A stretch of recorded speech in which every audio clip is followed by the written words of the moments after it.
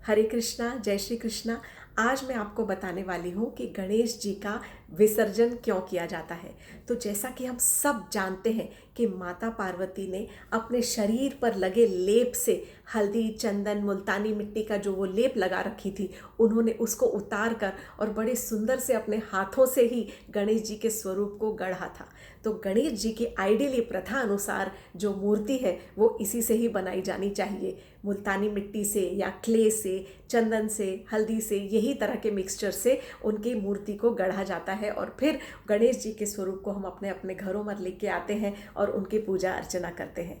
10 दिनों के बाद में जब गणेश जी के जाने का समय होता है तब हम उनका विसर्जन करते हैं पानी के अंदर, समुद्र के अंदर, जल, नदी, आजकल तालाब के अंदर। पानी में इसलिए क्योंकि वो ही जो उनकी मिट्टी का बना हुआ जो स्वरूप है वो पानी के अंदर पूरी तरह से समा जाता है और फिर पर्यावरण का एक ही हिस्सा बन जाता है, वन विद द नेचर, पूरे ब्रह्मांड के अंदर समा जाते हैं और उसी प्रकार वो एक ही पर्यावरण का एक हिस्सा बन जाते हैं जिस प्रकार की वो है। गणेश जी ऑल परवेजिव, सब तरफ वो हमेशा मौजूद रहते हैं।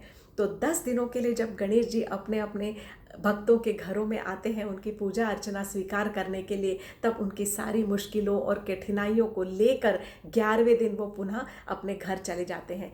इन दिनों जब वो यहाँ रहते हैं तब माता पार्वती को जब उनकी याद आती है अपने बेटे की, तब वो कुछ दिनों के लिए अपने बेटे को मिलने के लिए उनके ही भक्तों के घरों में आ जाती हैं। और जहाँ पर उनके भक्त जो है, गणेश जी के भक्त, माँ पार्वती का भी उसी प्रकार स्वागत करते हैं जिस प्रकार वे गणेश जी का आह्वान करके उनकी पूजा करते हैं।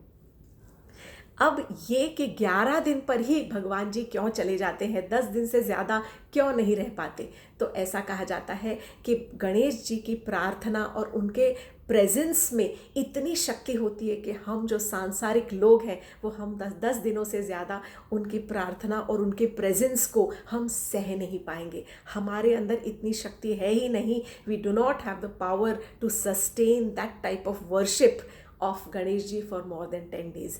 हम उनके प्रेजेंस को 10 दिनों तक रहकर और पूरे अच्छे कॉन्शियसनेस से, पूरे मनोभाव से उनकी प्रार्थना कर ले, यही काफ़ी है, क्योंकि उससे ज़्यादा हमारे में इतनी क्षमता ही नहीं है कि हम गणेश जी की किसी प्रकार भी उनकी पूजा अर्चना में उसी लगातार उसी स्टेबिलिटी के साथ में उनकी अर्चना कर सकें पूरे साल भर। ये हमारे में क्षमता है नहीं। इसीलिए 11वें दिन का विसर्जन किया जाता है और मिट्टी की बनी हुई मूर्ति को पुनः पानी में डालकर और पुनः धरती के साथ में समा दिया जाता है।